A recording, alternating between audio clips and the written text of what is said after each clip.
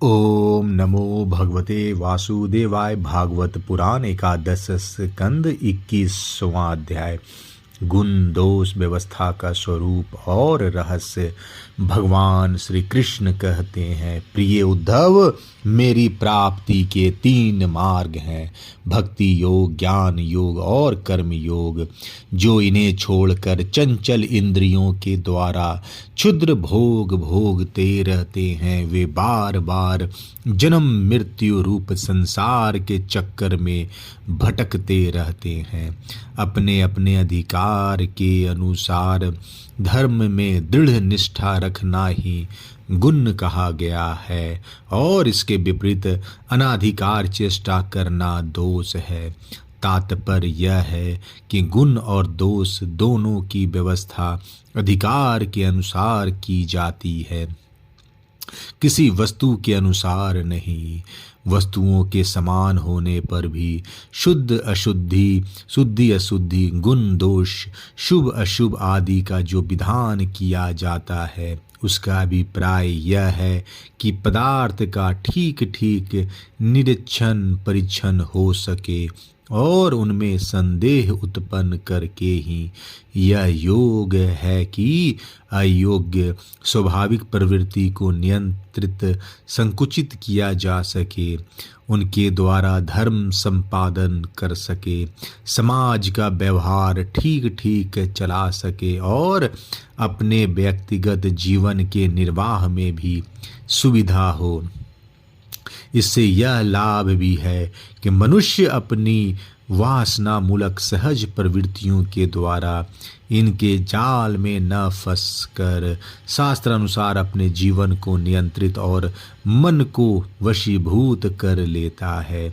निष्पाप उद्धव, यह आचार मैंने ही मनु आदि का रूप धारण करके धर्म का भार ढोने वाले कर्म जड़ों के लिए उपदेश किया है। पृथ्वी, जल, तेज, वायु, आकाश, ये पंचभूत ही ब्रह्मा से लेकर पर्वत वृक्ष पर्यंत सभी प्राणियों के शरीरों के मूल कारण है। इस तरह ये सब शरीर की दृष्टि से तो समान है ही, सबका आत्मा भी एक ही है। प्रिय उद्धव, यद्यपि सबके शरीरों की पंचभूत समान है, फिर भी वेदों ने इनके वर्णाश्रम आदि अलग अलग नाम और रूप इसलिए बना दिए हैं कि ये अपने वासना मूलक प्रवृत्तियों को संकुचित करके, नियंत्रित करके धर्म, अर्थ, काम, मोक्ष, इन चारों पुरुषार्थों को सिद्ध कर सके। साधु श्रेष्ठ देश काल फल निमित्त अधिकार और धान्य आदि वस्तुओं के गुण दोषों का विधान भी मेरे द्वारा इसलिए किया गया है कि कर्मों में लोगों की उच्छृंखल प्रवृत्ति न हो, मर्यादा का भंग न होने पाए। देशों में वह देश अपवित्र है जिसमें कृष्ण सार मृग न हो और जिसके निवासी ब्राह्मण भक्त न हो। कृष्ण सार मृग के होने पर भी केवल उन प्रदेशों को छोड़कर जहाँ संत पुरुष रहते हैं, किकिट देश अपवित्र ही है। संसार रहित और ऊसर आदि स्थान भी अपवित्र ही होते हैं। समय वही पवित्र है जिसमें कर्म करने योग्य सामग्री मिल सके तथा कर्म भी हो सके। जिसमें कर्म करने की सामग्री न मिले, आगंतुक दोषों से अथवा सामाजिक दोषों के कारण जिसमें कर्म ही न हो सके, वह समय अशुद्ध है। पदार्थों की शुद्धि अशुद्धि द्रव्य, वचन, संस्कार, काल, महत्व अथवा अल्प तत्व से भी होती है। जैसे कोई पात्र जल से शुद्ध और मूत्र आदि से अशुद्ध हो जाता है, किसी भी वस्तु की शुद्धि अथवा शुद्धि में शंका होने पर ब्राह्मणों के वचन से वह शुद्ध हो जाता है, अन्यथा अशुद्ध रहती है। पुष्प आदि जल छिड़कने से शुद्ध और सूंघने से अशुद्ध माने जाते हैं। तत्काल पकाया हुआ अन्न शुद्ध और बासी अशुद्ध माना जाता है। बड़े सरोवर और नदी आदि का जल शुद्ध और छोटे गड्ढे का अशुद्ध माना जाता है। इस प्रकार क्रम से समझ लेना चाहिए। शक्ति, अशक्ति, बुद्धि और वैभव के अनुसार भी पवित्रता और अपवित्रता की व्यवस्था होती है। उसमें भी स्थान और उपयोग करने वाले के आयु का विचार करते हुए ही अशुद्ध वस्तुओं के व्यवहार दोष ठीक तरह से आंका जाता है। जैसे धनी, दरिद्र, बलवान, निर्बल, बुद्धिमान, मूर्ख, उपद्रव और सुखद देश तथा तरुण एवं वृद्धावस्था के भेद से शुद्धि और अशुद्धि की व्यवस्था में अंतर पड़ जाता है। अनाज, लकड़ी, हाथी दांत आदि, हड्डी, सूत, मधु, नमक, तेल, घी आदि, रस, सोना, पारा आदि तेजस पदार्थ, चाम और घड़ा आदि मिट्टी से बने हुए पदार्थ समय पर अपने आप हवा लगने से, आग में जलाने से, मिट्टी लगाने से अथवा जल में धोने से शुद्ध हो जाता है। देश, काल अथवा और अवस्था के अनुसार कहीं जल, मिट्टी आदि शोधक सामग्रियों के संयोग से शुद्धि करनी पड़ती है, तो कहीं कहीं एक से भी शुद्धि हो जाती है। यदि किसी वस्तु कोई अशुद्धि पदार्थ लग गया हो तो वह छिलने या मिट्टी आदि मलने से जब उस पदार्थ की गंध और लेप न रहे, वह वस्तु अपने पूर्व रूप में आ जाए, तब उसको शुद्ध मानना चाहिए। स्नान, दान, तपस्या, वर्ण, समार्थ, संस्कार, कर्म और मेरे स्मरण से चित्त की शुद्धि होती है। इसके द्वारा शुद्ध होकर ब्राह्मण, क्षत्रिय और वैश्य के विहित कर्मों का आचरण करना चाहिए।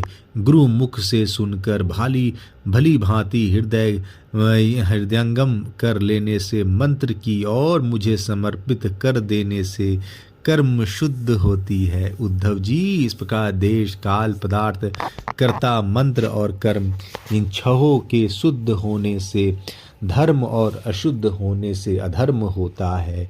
कहीं कहीं शास्त्र विधि से गुण दोष हो जाता है और दोष गुण, जैसे ब्राह्मण के लिए संध्या वंदन, गायत्री जप आदि गुण है, परंतु शूद्र के लिए दोष। और दूध आदि का व्यापार शुद्ध के वैश्य के लिए विहित है, परंतु ब्राह्मणों के लिए अत्यंत निषेध। एक ही वस्तु के विषय में किसी के लिए गुण और किसी के लिए दोष का विधान गुण और दोषों की वास्तविकता का खंडन कर देता है, और इससे यह निश्चय होता है कि गुण दोष का यह भेद कल्पित है। जो लोग पतित हैं, जो विपतितों का सा आचरण करते हुए, तो उन्हें पाप नहीं लगता, जबकि श्रेष्ठ पुरुषों के लिए वह सर्वथा त्याज्य होता है। जैसे गृहस्थों के लिए स्वाभाविक होने के कारण अपनी पत्नी का संग पाप नहीं है, परंतु सन्यासी के लिए घोर पाप है। उद्धव जी, बात तो यह है कि जो नीचे सोया हुआ है वह गिरेगा नहीं, वैसे ही जो पहले से ही पतित है उसका अब और क्या पतन होगा। जिन जिन दोषों और गुणों से मनुष्य का चित्त उपरत हो जाता है, उन्हीं वस्तुओं के बंधन से वह मुक्त हो जाता है। मनुष्यों के लिए यह निवृत्ति रूप धर्म ही परम कल्याण का साधन है, क्योंकि यही शोक, मोह और भय को मिटाने वाला है। उद्धव जी, विषयों में कहीं भी गुणों का आरोप करने से उस वस्तु के प्रति आसक्ति हो जाती है। आसक्ति होने पर उसे अपने पास रखने की कामना हो जाती है, और इस कामना के पूर्ति में किसी प्रकार का बाधा पड़ने पर लोगों में परस्पर कलह होने लगता है। कलह से असहाय क्रोध की उत्पत्ति होती है, और क्रोध के समय अपने हित अहित का बोध नहीं रहता, अज्ञान छा जाता है। इस ज्ञान से शीघ्र ही मनुष्य की कार्य का निर्णय करने वाला व्यापक चेतना शक्ति लुप्त हो जाती है। साधो, चेतना शक्ति यथार्थ स्मृति के लुप्त हो जाने पर मनुष्य में मनुष्यता नहीं रह जाती, पशुता आ जाती है और वह शून्य के समान अस्तित्वहीन हो जाता है। जब उसकी अवस्था वैसी ही हो जाती है जैसी कोई मूर्छित या मुर्दा हो, ऐसी अवस्था में न तो उसका स्वार्थ बनता है और न परमार्थ। विषयों का चिंतन करते करते वह विषय रूप हो जाता है। उसका जीवन वृक्षों के समान जड़ हो जाता है। जिसके शरीर में किसी प्रकार का व्यर्थ श्वास चलता रहता है, जो लुहार की धौकनी की जैसे लुहार की धौकनी की हवा उसे न अपना ज्ञान लहराता है और न किसी दूसरे का। वह सर्वथा अविचलित आत्मवंचित हो जाता है। उद्धव जी, यह स्वर्ग आदि रूप फल का वर्णन करने वाली श्रुति मनुष्यों के लिए उन लोकों को परम पुरुषार्थ नहीं बतलाती, परंतु बहिर्मुखी पुरुषों के लिए अंतःकरण की शुद्धि द्वारा परम कल्याण वही मोक्ष विवक्षा से ही कर्मों में रुचि उत्पन्न करने के लिए वैसा वर्णन करती है, जैसे बच्चों से औषधि में रुचि उत्पन्न करने के लिए रोचक वाक्य कहे जाते हैं। बेटा, प्रेम से गिलोय का काढ़ा पी लो तो तुम्हारी चोटी बढ़ जाएगी, इत्यादि। इसमें संदेह नहीं कि संसार के विषय भोगों में, प्राणों में और सगे संबंधियों में सभी मनुष्य जन्म से ही आसक्त है और उन वस्तुओं की आसक्ति उनकी आत्मोन्नति में बाधक एवं अनर्थ का कारण है। अपने परम पुरुषार्थ को नहीं जानते, इसलिए स्वर्ग आदि का जो वर्णन करता है वह ज्यों का त्यों सत्य है, ऐसा विश्वास करके देवादिदेव योनियों में भटकते रहते हैं और फिर वृक्ष आदि योनियों के घोर अंधकार में आप पड़ते हैं। ऐसी अवस्था में कोई भी विद्वान अथवा वेद फिर से उन्हीं विषयों में क्यों प्रवृत्त करेगा। दुर्बुद्धि लोग कर्मवादी वेदों का यह अभिप्राय न समझकर कर्मा है और उन्हीं का परम फल मानकर भटक जाते हैं, परंतु वेद वेता लोग श्रुतियों का ऐसा तात्पर्य नहीं बतलाते। विषय वासनाओं में फंसे हुए दीनहीन लोभी पुरुष रंग बिरंगे पुष्पों के समान स्वर्गादि लोक को सब कुछ समझ बैठते हैं। अग्नि के द्वारा अग्नि के द्वारा सिद्ध होने वाले यज्ञादि कर्मों में ही मुक्त हो जाते हैं और उन्हें अंत में देवलोक पितृलोक आदि की ही प्राप्ति होती है।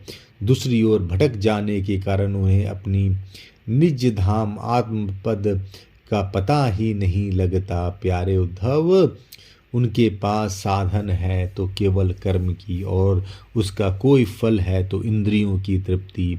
उनकी आंखें धुंधली हो गई है, इससे वह यह बात भी नहीं जानते कि जिससे इस जगत की उत्पत्ति हुई है, जो स्वयं जगत के रूप में है, वह परमात्मा मैं उनके हृदय में ही हूँ। यदि हिंसा और उसके फल मांस भक्षण में रोग का ही राग ही हो, उसका त्याग न किया जा सकता तो यज्ञ ही करे। यह परिसंख्या विधि है, स्वाभाविक प्रवृत्ति संकोच है। संध्या वंदनादि के समय अपूर्व विधि नहीं है। इसी प्रकार मेरे परोक्ष अभिप्राय को न जानकर विषयालोलुप पुरुष हिंसा का खिलवाड़ खेलते हैं और दुष्टावश अपनी इंद्रियों के तृप्ति के लिए वध किए हुए पशुओं की मांस से यज्ञ करके देवता, पितर और भूतपतियों का यजन ढोंग बनाते हैं। उद्धव जी, स्वर्ग आदि परलोक स्वप्न के दृश्यों के समान है। वास्तव में वे असत्य हैं। केवल उनकी बातें सुनने में बहुत ही भोगने के लिए अनमन लगती है। सकाम पुरुष वहाँ के भोगों के लिए तो मन ही मन अनेकों प्रकार के संकल्प कर लेते हैं। और जैसा व्यापारी अधिक लाभ की आशा से मूलधन को भी खो बैठता है, वैसे ही सकाम यज्ञों द्वारा अपने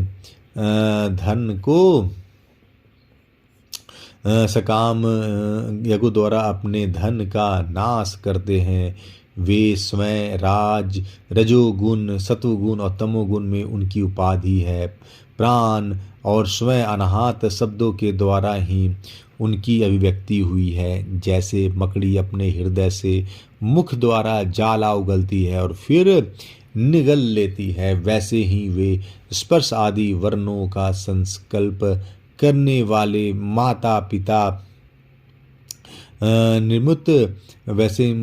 संकल्प करने वाली मन रूप निमित्त कारण द्वारा एकादश हृदयाकाश देश से अनंत अपार अनेकों मार्गों वाली वैशाख रूपी वेद वाणी को स्वयं ही प्रकट करते हैं और फिर उसे आप में लीन कर लेते हैं। वह वाणी हदगद सूक्ष्म ओंकार के द्वारा अभिव्यक्त स्पर्श क से लेकर म स्वर अ से औ तक और उस्वा श स ह और अंतस्थ य र ल व इन वाणी से विभूषित हैं। इनमें एक छंद है जिसमें उत्तरोत्तर 4 वर्ण पढ़ाए जाते हैं और जिसके द्वारा पवित्र भाषा में नर भाषा के रूप में वही विस्तृत हुई है। 4 अधिक छंद वर्णों वाले छंदों में से कुछ ये हैं: गायत्री, उष्णिक, अनुष्टुप, बृहति, पंक्ति, त्रिष्टुप, जगती, आदि छंद, अत्यष्टि, अति, जगती और विराट। यह वेद वाणी कर्म कांड में क्या विधान करती है, उपासना कांड में किन देवताओं का वर्णन करती है और ज्ञान कांड में किस प्रतीति के अनुवाद करके उन्हें अनेक प्रकार के विकल्प बतलाते हैं। इन बातों को, इस संबंध में श्रुति के रहस्यों को मेरे अतिरिक्त और कोई नहीं जानता। मैं तुम्हें स्पष्ट बतला देता हूँ। सभी श्रुतियाँ कर्म कांड में मेरा ही विधान करती है, उपासना कांड में उपास्य देवताओं के रूप में मेरा ही वर्णन करती है और ज्ञान कांड में आकाश आदि रूप से मुझ में ही अन्य वस्तुओं का आरोप करके उसका निषेध कर देती है। आश्रय लेकर मुझ में वेद का आरोप करती है, माया मात्र कहकर उसका संबोधन करती है और अंत में सबका निषेध करके मुझ में ही शांति हो जाती है और केवल अधिष्ठान रूप से मैं ही शेष रहता हूँ। 21वां अध्याय समाप्त। जय श्री कृष्ण।